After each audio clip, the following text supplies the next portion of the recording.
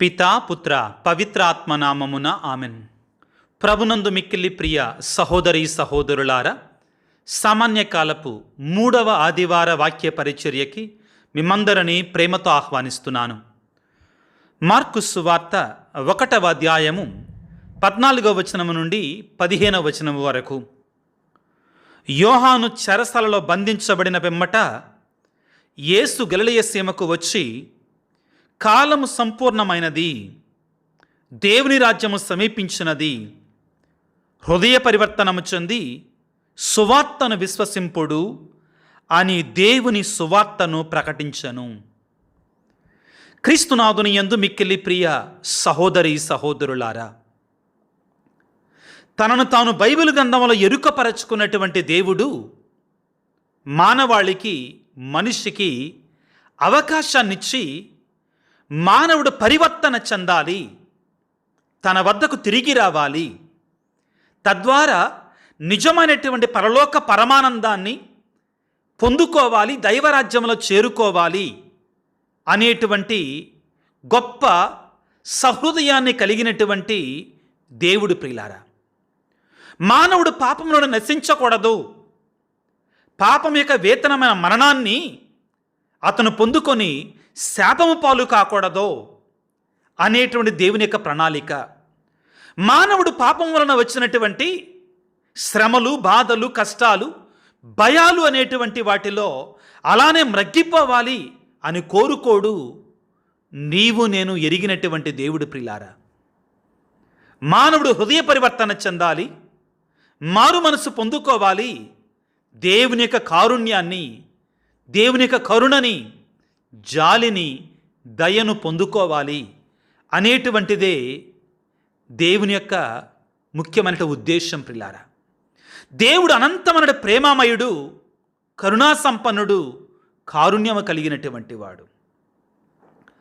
మహాత్మా గాంధీ తాను రాసినటువంటి my experiments with truth, నా స్వీయ చరిత్ర, తన యొక్క స్వీయ చరిత్రలో ఈ విధంగా రాసుకున్నాడు తన గురించి. తాను 15 సంవత్సరాల వయసులో ఉన్నప్పుడు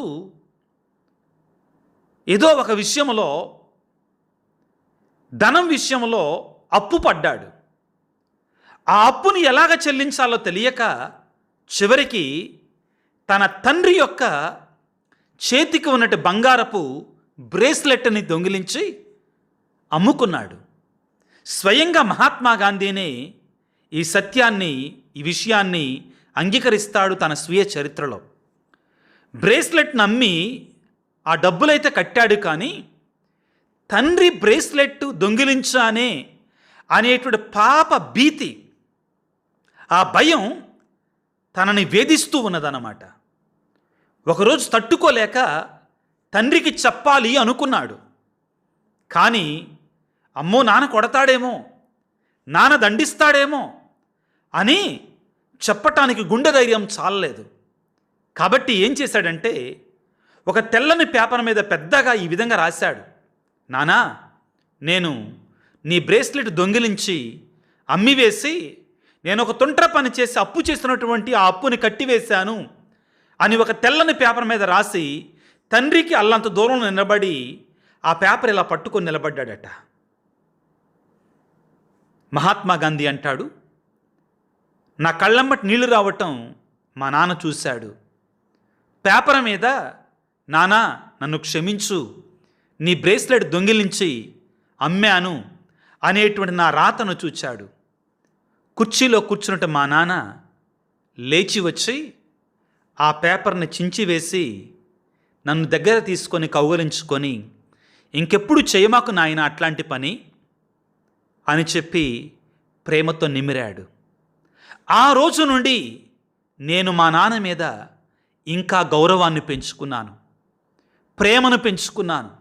కారణం మా నాన్న ఆ రోజు నాపై చూపించినటువంటి క్షమాపణతో కూడినటువంటి ప్రేమ అని Mahatma Gandhi my experiments with truth అనే పుస్తకంలో రాశాడు. ప్రియులారా, ఒక మానవుడు మాత్రుడైనటువంటి తండ్రి, ఒక మనిషిగా ఉన్న తండ్రే తన కుమారుడు తన యొక్క తప్పును అంగీకరిస్తే క్షమిస్తే, క్షమించి ప్రేమించేవాడైతే పరలోకములో ఉన్నటువంటి ఆ తండ్రి నిన్ను నన్ను ఇంకా ఎంతగా ప్రేమిస్తాడు ప్రిలారా, ఇంకా ఎంతగా కరుణిస్తాడు, క్షమిస్తాడు ప్రిలారా. ప్రియులకు దేవుని బిడ్డలారా, ఇదిగో ఈ మాట గుర్తుపెట్టుకుందాం. క్రీస్తు ప్రభు ఈ లోకానికి వచ్చిన ప్రధానమైన ఉద్దేశం ఏమిటి అంటే, దేవుడు ఎంత ప్రేమామయుడు, ఎంత జాలి కలిగినటువంటి వాడు, ఎంత కారుణ్యం కలిగినటువంటి వాడు, తన యొక్క ప్రేమ అనంతమైనటువంటిది అని మనందరికీ కూడా తెలియజేయటానికి. ఈనాడు ప్రియులారా, క్రీస్తు ప్రభువు తన యొక్క బహిరంగ జీవితాన్ని ప్రారంభిస్తూ ఉన్నాడు. ఇప్పటి వరకు కూడా తాను అంతరంగికమైన జీవితాన్ని జీవించాడు. ఒక రకంగా చెప్పాలి అంటే ఆయన ఏం చేశాడు, ఎలా జీవించాడు అంటే ఎక్కువగా బైబిల్ రాయలేదండి. కానీ ఎప్పుడైతే బాప్తిస్మ యోహాను గారు బంధించబడ్డారో, చెరసలలో వేయబడ్డారో, క్రీస్తు ప్రభువు తన యొక్క బహిరంగ జీవితాన్ని ప్రారంభిస్తున్నారు. దైవరాజ్య సంస్థాపన గావిస్తూ ఉన్నారు. ప్రియులారా, ఒక వ్యక్తి యొక్క జీవితంలో మొదటి మాటలు, చివరి మాటలు చాలా ముఖ్యమైనటువంటివి. ఏదైనా ఒక ఆఫీసులో ఒక ఉద్యోగి ఒక ఆఫీసర్గా తన యొక్క బాధ్యతలు స్వీకరిస్తున్నప్పుడు తాను మాట్లాడే మొట్టమొదటి మాటలని అందరూ శ్రద్ధగా ఆలకిస్తారు. ఒక రాజకీయ నాయకుడు, ఒక ముఖ్యమంత్రి, ఒక ప్రధానమంత్రి తాను మొట్టమొదటిగా మాట్లాడే మాటలని ఆ యొక్క ఆఫీసులోకి వచ్చిన తర్వాత, ఆ పవర్లోకి వచ్చిన తర్వాత మాట్లాడే మాటలకి చాలా విలువ ఉంటుంది. ఎందుకంటే తాను తర్వాత చేయబోయేటువంటి క్రియలన్నీ కూడా దాని మీద ఆధారపడి ఉంటాయి. ఒక ఆఫీసర్ కానీ, ఒక ముఖ్యమంత్రి కానీ, ఒక ప్రధానమంత్రి కానీ తాను పెట్టే మొట్టమొదటి సంతకానికి చాలా విలువ ఉంటుంది ప్రియులకు దేవుని బిడ్డలారా. దానిని బట్టి ఆ వ్యక్తి ఎటువంటి వాడు అనేటిది నిర్ధారించటం జరుగుతుంది. ఈనాడు ప్రియులకు దేవుని బిడ్డలారా, యేసు ప్రభువు తన జీవితంలో, బహిరంగ జీవితంలో మొట్టమొదటి పలుకులు నోరు తెరిచి పలుకుతున్నాడండి. చాలా ముఖ్యమైనటువంటివి. క్రీస్తు ప్రభు ఈ లోకానికి ఎందుకు వచ్చాడు అని మనకు తెలియజేసేటువంటి మాటలు ఇవి ప్రియులకు దేవుని బిడ్డలారా. ఏమంటున్నాడు? మార్కు సువార్త 1వ అధ్యాయం 14వ వచనములో, యోహాను చెరసాలలో బంధించబడిన పిమ్మట యేసు గలిలయ సీమకు వచ్చి, 15వ వచనంలో 1వ అధ్యాయం మార్కు సువార్తలో, కాలము సంపూర్ణమైనది, దేవుని రాజ్యము సమీపించినది, హృదయ పరివర్తన చెంది సువార్తను విశ్వసింపుడు. కాలము సంపూర్ణమైనది, దేవుని రాజ్యము సమీపించినది, హృదయ పరివర్తన చెంది సువార్తని విశ్వసింపుడు. ఇవి క్రీస్తు ప్రభువు ప్రియులారా పలికినటువంటి మొట్టమొదటి మాటలు. తాను దేనికోసం వచ్చాను, ఎందుకోసం వచ్చాడు, తాను రావటానికి ఉన్న ప్రధానమైన కారణం ఈ మాటల్లో మనకు అర్థమవుతుంది పిల్లారా. ఏమిటి? కాలము సంపూర్ణమైనది. ఏ కాలము సంపూర్ణమైనది? క్రీస్తు రావడమే కాలము సంపూర్ణము కావటం. ఏ కాలము సంపూర్ణమైనది? సాతాను యొక్క ఆటలు ముగిసే కాలము సంపూర్ణమైనది. దేవుని యొక్క రాజ్యం ప్రారంభమయ్యేటువంటి కాలము ప్రారంభమైనది. ఏ కాలం సంపూర్ణమైనది? దేవుడు తన కుమారుని పంపిస్తాను అని ఇశ్రాయేలు ప్రజలు ఎన్నో సంవత్సరాల నుంచి, ఎన్నో తరాల నుంచి, ఎన్నో వందల ఏళ్ల నుంచి ఎదురు చూచి వేచి ఉన్నటువంటి ఆ కాలము సంపూర్ణమైనది. ప్రవక్తలు ప్రవచించిన ప్రవచనాలు నెరవేరే కాలము సంపూర్ణమైనది. దేవుని రాజ్యము సమీపించినది. ఏమిటి దేవుని యొక్క రాజ్యము? క్రీస్తు ప్రభువే దేవుని రాజ్యము, దేవుని రాజ్యమే క్రీస్తు ప్రభువు. కాబట్టి ప్రభు అంటున్నాడు, కాలము సంపూర్ణమైనది, దేవుని రాజ్యము సమీపించినది. చాలా సంతోషం, చాలా ఆనందదాయకమైనటువంటిది, సంతోషించదగినటువంటిది. ఏమిటి? దేవుని యొక్క రాజ్యం రానే వచ్చింది. దేవుడు వాగ్దానం చేసిన మెస్సయ్య మన దగ్గరికి వచ్చాడు. మరి ఇప్పుడు ఏంటి? ఆ దేవుని యొక్క రాజ్యములో మనం ప్రవేశించాలంటే నువ్వు నేను ఏం చేయాలి? చాలా స్పష్టంగా చెప్తున్నాడు పిల్లారా. హృదయ పరివర్తన చెందండి, సువార్తను విశ్వసింపండి, మారు మనసు పొందాలి. ఏమిటి మారు మనసు? పాపములో జీవిస్తున్న మానవాళి, చెడులో జీవిస్తున్న మానవాళి ఆ పాపపు జీవితాన్ని విడిచిపెట్టి హృదయాన్ని పరివర్తన గావించాలి. హృదయ పరివర్తన చెందాలి. ఏ విధముగానే, ఉదాహరణకి ప్రియులారా, ఆ మహాత్మా గాంధీ చిన్నపిల్లవాడిగా ఉన్నప్పుడు నేను నా తండ్రికి వ్యతిరేకముగా పాపము చేశానే, తన పాపాన్ని తెలుసుకొని తన తండ్రి వద్దకు వచ్చాడు. ఆ మహాత్మా గాంధీ తను ఒక్కడగా తండ్రి దగ్గరికి వెళ్ళాడు. తన ఇహలోక తండ్రి యొక్క ప్రేమను చవిచూచాడు. కానీ ప్రియులారా, పరలోక తండ్రి ఇహలోక తండ్రుల కంటే కూడా వేల లక్షల రెట్లు ఎక్కువ కారుణ్యము కలిగినటువంటి వాడు, దయా జాలి కలిగినటువంటి వాడు. ప్రియులారా, బైబిల్ గ్రంథం మనకు తెలియజేసేటువంటి ఆ స్వర్గలోకపు తండ్రి అనంత కరుణా సంపన్నుడు.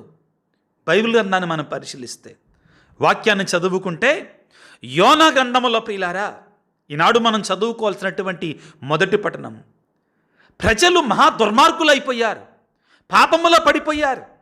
దేవుని యొక్క ఆ యొక్క ఆజ్ఞలంటే లెక్కలేదు, భయం లేదు, భక్తి లేదు. దేవుడు కోపోద్రికుడయ్యాడు.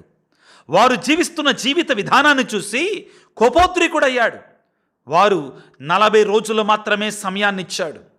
మారు మనసు పొందటానికి, హృదయ పరివర్తన చెందటానికి, తిరిగి రావటం 40 దినాలు మాత్రమే సమయాన్ని ఇచ్చాడు. నాశనము కాబోతుందన్నాడు. కానీ ఎప్పుడైతే ప్రజలు పరివర్తన చెందారో, ఉపవాసం ఉన్నారో, కన్నీటితో ప్రార్థన చేశాడో, తాను చెయ్యాలి అనుకున్నటువంటి కీడుకు బదులుగా మేలు చేశాడండి. యోనా గ్రంథములో 3వ అధ్యాయములో 10వ వచనములో ఈ వాక్యాన్ని మనందరము కూడా చదువుకుంటాం. ప్రియులకు దేవుని బిడ్డలారా, యోనా గ్రంథం 3వ అధ్యాయం 10వ వచనము. ఎప్పుడైతే మానవుడు దేవుడు కోరుకునేది ప్రియులారా హృదయ పరివర్తన, పశ్చాత్తాపం, మారు మనసు. ఇది ఉంటే చాలండి. యోనా గ్రంథం 3వ అధ్యాయం 10వ వచనములో దేవుడు ఆ ప్రజలకు చేసిన పశ్చాత్తాప క్రియలు చూశాను. వారు తమ దుష్క్రియలను విడనాడి రని తెలుసుకునను. వారి మీద జాలి చెంది, ఏం చెందాడండి? వారి మీద జాలి చెంది పూర్వము తాను నుడివినట్లుగా వారిని శిక్షింపడయ్యను. ప్రియులకు దేవుని బిడ్డలారా, బైబిలులో కీర్తన గ్రంథంలో ఒక చక్కని మాట ఉంటుంది. దేవా, నీ కోపము క్షణకాలము, నీ కనికరము కలకాలము. దేవుని కోపము క్షణకాలం ప్రియులారా. ఒక్కసారి అయ్యా నేను పాపినయ్యా, నిండు మనసుతో, నిజమైన హృదయముతో దేవుని దగ్గరికి వెళితే ఆయన క్షమిస్తాడు, మన్నిస్తాడు. పిల్లారా, సిలువ మీద ఉన్న ఒక దొంగవాడు నీ రాజ్యములను నన్ను జ్ఞాపకం ఉంచుకోమన్నాడండి. అంతే. తప్పిపోయినటువంటి కుమారుడు, తండ్రి నేను నీకును దేవునికి వ్యతిరేక పాపము చేశాను అన్నాడండి.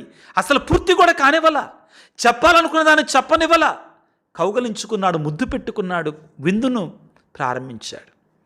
ప్రియులారా, దేవుని యొక్క ప్రేమ అటువంటిది. ఆయన ప్రేమ నుండి దూరమ కాకండి. ఒకవేళ పొరపాటున తప్పు చేస్తే తిరిగి రమ్మంటున్నాడు ఈ రోజున యేసయ్య మనందరనే కూడా. నిర్గమకాండ 34వ అధ్యాయము 6-7 వచనాలలో ప్రియులారా, ఆయన సులభముగా కోపపడువాడు కాడు, దయాపరుడు, నిత్యము ప్రేమ కలిగినటువంటి వాడు. సులభంగా కోపడ్డండి. ఇశ్రాయేలు ప్రజలు పాపం మీద పాపం మూటగట్టుకున్నా కానీ ఓర్చుకున్నాడు. ఆయన దండించినా కానీ సరిచేయటానికే కానీ నాశనము చేయటానికి కాదు ప్రియులారా. దేవునికి దండన కూడా సరిచేయటానికే కానీ నాశనం చేయటానికి కాదో గుర్తుపెట్టుకుందాం. హెబ్రీ పత్రికలో కుమారుని ప్రేమించు తండ్రి బెత్తమును వాడును చావగొట్టడానికి కాదండి, మార్చటానికి, మారు మనసు తేవటానికి. అందుకని అంటున్నా నిర్గమకాండం 34వ అధ్యాయం 6-7 వచనాలలో సులభముగా కోపపడడు, దయాపరుడు, నిత్యము ప్రేమ కలిగినటువంటి వాడు. ఇవే మాటలను ప్రియులారా మరొకసారి మనం సంఖ్యాకాండం 14వ అధ్యాయం 18వ వచనములో ఆయన సులభముగా కోపపడడు, త్వరగా మన్నించును, దయగలిగినటువంటి వాడు. ప్రియులారా, నీవు నేను చేయాల్సింది ఏంటంటే ఆయన దయను తెలుసుకొని ఆయన వద్దకు వెళ్ళటం, ఆయన కనికరం యొక్క రెక్కలన్న మాటను మనము భద్రపరచబడటం. ప్రియులారా, కీర్తనల గ్రంథము 103వ కీర్తన 8-9 వచనాలలో ఆయన నిత్యము చివాట్లు పెట్టడో, కరుణామయుడు, దయాపరుడు. ప్రియులకు దేవుని బిడ్డలారా, కానీ మనమే అంత ప్రేమ కలిగినట్టు తండ్రికి అంత కరుణ కలిగినటువంటి ఆ దేవునికి వ్యతిరేకముగా మనం పాపము కట్టుకొని ఆయన మనస్సుని గాయపరుస్తున్నాం పిల్లరా. ఆయన హృదయాన్ని గాయపరుస్తున్నాం. ప్రభు అంటున్నాడు, నా వద్దకు తిరిగి రండి అంటున్నాడు. యెషయా గ్రంథంలో 1వ అధ్యాయం 18, 19 వచనాలలో మీ పాపములు ఎర్రగా సింధూరం వలె ఉన్నా కానీ వాటిని తెల్లగా మంచు వలె మారుస్తానని పలుకుతున్నాడు. ఈనాడు దేవుని యొక్క క్రీస్తు ప్రభు యొక్క ప్రధానమైన సందేశం ఇదే. ఏమిటి? హృదయ పరివర్తన చెందుడు, సువార్తని విశ్వసింపుడు. క్రీస్తునాథుని యందు మిక్కిలి ప్రియ సహోదరి సహోదరులారా, క్రీస్తు ప్రభు ఇచ్చిన సందేశం అనేటువంటిది అందరికీ వర్తించేటువంటిది. ఇది ఒక క్రైస్తవులకు మాత్రమే కాదు ప్రియులారా, సకల మానవాళికి కూడా వర్తించేటువంటి సందేశం ఇది. ఏమిటి? హృదయ పరివర్తన చెందాలి, మారు మనసు పొందాలి, ఆయన వద్దకి తిరిగి రావాలి. ప్రియులకు దేవుని బిడ్డలారా, ఇదిగో వాక్యాన్ని చదువుకుంటే లూకాసు సువార్త 1వ అధ్యాయము 14వ వచనం, క్షమించండి 2వ అధ్యాయం 14వ వచనంలో యేసు ప్రభు జన్మించినప్పుడు దేవుని యొక్క దూతలు పాడిన పాట ఏమిటండి? పరలోకములో దేవునికి మహిమ, భూలోకములో మంచి మనస్సు గల వారందరికీ శాంతి సమాధానం అని పాడారు. అదేవిధంగా మార్కు సువార్త 16వ అధ్యాయం 15వ వచనంలో మీరు భూదిగంతములకు వరకు వెళ్ళి నా సువార్తను ప్రకటించండి అన్నాడు. సకల మానవాళికి ప్రియులారా, దేవుని యొక్క కారుణ్యము, దయా, జాలి, పశ్చాత్తాపం అనేటువంటిది, హృదయ పరివర్తన అనేటువంటిది ప్రియులారా అందరికీ వర్తించేది. ప్రియులకు దేవుని బిడ్డలారా, ప్రేమనటి దేవుని బిడ్డ, ప్రేమనటి కుమారుడా, కుమార్తె, ఒకవేళ నువ్వు అనుకుంటున్నావా నేను పాపములో బ్రతుకుతున్నాను, భయంకరమైన చీకటి కార్యంలో ఉంటున్నాను అనుకుంటున్నావా, నన్ను దేవుడు క్షమిస్తాడా, నన్ను దేవుడు మన్నిస్తాడా అని అనుకుంటున్నావా? మత్తయి శుభవార్త 1వ అధ్యాయం 21వ వచనంలో ఏమని రాయబడింది? ఆయనకి యేసు అని పేరు పెట్టండి, ఎందుకంటే ఆయన తన ప్రజల యొక్క పాపాలను క్షమిస్తాడు అన్నాడు. ప్రభు ఈ లోకానికి వచ్చింది మన పాపాలు క్షమించటానికి. మత్తయి శుభవార్త 9వ అధ్యాయంలో ప్రియులారా ఏమంటాడు యేసయ్య? నేను నీతిమంతులను పిలుచుటకు రాలేదు, పాపులను పిలుచుటకు వచ్చుతుని. రోగుల కొరకే కానీ వైద్యుడు, ఆరోగ్యవంతులకు వైద్యుడు అవసరం లేదంటున్నాడు. ఈనాడు ప్రభు అంటున్నాడు, పిల్లారా నిన్ను నన్ను చూచి బిడ్డ, హృదయ పరివర్తన చెందు, సువార్తను విశ్వసింపు, కాలం సంపూర్ణమైనది, దేవుని రాజ్యము సమీపించబడింది అంటున్నాడు. ఈనాడు ప్రియులారా ప్రభువు తనకి మొదటి శిష్యులను పిలుస్తున్నాడు. పిలిచి ఏమంటున్నాడు? మీరు నన్ను అనుసరింపుడు, మీ మనుషులను పట్టువాలనగా చేస్తానంటున్నాడు. ఇది మనందరి యొక్క బాధ్యత. ఈ కారుణ్యాన్ని, ఈ ప్రేమని, ఈ దయని 10 మందికి తెలియజేయటం, ముఖ్యంగా పాప భారము చేత కృంగిపోయేటువంటి వారికి తెలియజేయటం. దేవుడు నిన్ను ప్రేమించే దేవుడే కానీ నిన్ను దండించటానికి సిద్ధంగా ఉన్నటువంటి దేవుడు కాడు అని మనందరం గుర్తుపెట్టుకుందాం. చాలామంది మనలో ప్రియులారా దేవుడు నన్ను శిక్షిస్తాడు, శాపం పాలు చేస్తాడు, నన్ను నాశనం చేస్తాడని భయముతో ఉంటుంటామండి. దేవుడు దండిస్తాడు కాదంటల్లా, శిక్షిస్తాడు కాదంటలా, అది అబద్ధం అంటల్లా నేను. కానీ మనల్ని సరిచేయటం కోసమే, మనల్ని బాగు చేయటం కోసమే కానీ మన నాశనం చేయటం కోసం కాదు. ప్రభువుని వేడుకుందాం ఈ రోజున. ప్రభువా, నీ కుమారుడైన క్రీస్తుని ఈ లోకానికి పంపించావు. ఆయన ద్వారా నీవు మాకు నీ ప్రేమను చాటి చెప్పావు. చాలా స్పష్టముగా హృదయ పరివర్తన చెందుడు, సువార్తను విశ్వసింపుడు. ఏమిటి సువార్త? ఏంటి సువార్త అంటే? ప్రభువు మన కొరకై ఈ లోకానికి మనిషిగా వచ్చాడు. సకల మానవాళి పాపాలు పోవటం కొరకై ఆయన సిలువలో అనేక శ్రమలు పొందాడు. ఆయన మన కొరకై సిలువలో తన యొక్క శరీరాన్ని అర్పించాడు, తన రక్తాన్ని ధారపోశాడు, మరణించాడు. 3వ నాడు సజీవుడిగా లేచాడు, సాతానుపై, మరణంపై విజయాన్ని సాధించాడు. ఆయనను విశ్వసిస్తే రక్షణ, ఆయనను విశ్వసిస్తే నిత్య జీవం దొరుకుతుంది. ఇదే ప్రియులారా సువార్త. ఈ సువార్తను విశ్వసించుదాం. ఆ ప్రభు యొక్క కారుణ్యంపై, దయ, ప్రేమపై ఆధారపడదాం. మన పాపాలను ఒప్పుకుందాం, పశ్చాత్తాపడి హృదయ పరివర్తన చెందుదాం. అటువంటి గొప్ప మనస్సుని మనందరికి దయచేయమని ఆ దేవాది దేవుని తలల వంచి ప్రార్థన చేసుకుందాం. సర్వశక్తిమంతుడా, సర్వోన్నతుడా, ప్రేమగల తండ్రి, ఈనాడు నీవు మొట్టమొదటిగా నీ సువార్త ప్రచారాన్ని ప్రారంభిస్తూ హృదయ పరివర్తన చెందండి, మారు మనసు పొందండి, దేవుని యొక్క రాజ్యం సమీపించింది, సువార్తను విశ్వసించండి అని పలుకుతున్నావు. నీకు స్తోత్రాలు, నీకు వందనాలు. పాపులు నశించాల్సిన అవసరం లేదు, పాపులు పాపంలో నాశనము కావలసిన అవసరం లేదు. విశ్వసించి పశ్చాత్తాపపడి హృదయ పరివర్తన చెంది రక్షణ పొందుకోవాలని కోరుకునేటువంటి గొప్ప దేవుడవు నీవు. ప్రభువా, నేను పాపిని. ప్రభువా, మేం పాపులము నాయన. నీ శిలువ రక్తాన్ని మా మీద కుమ్మరింపచేయండి. నీ ప్రేమ సందేశాన్ని సకల మానవాళి ఎరిగి నీ క్షమాపణ, నీ కనికరాన్ని, కారుణ్యాన్ని పొందుకున్నట్లు మమ్ము దీవించండి. గడచిన దినాలలో ఒకవేళ మేము పాపంలో బ్రతికినట్లయితే మమ్ము క్షమించండి నాయన. నీ పరిశుద్ధ శిలువ రక్తంతో మమ్మల్ని శుద్ధి చేయండి ప్రభుగా. నీ సన్నిధికి వచ్చి నీ రక్షణ భాగ్యాన్ని పొందుకునేట్లు మమ్ము దీవించండి.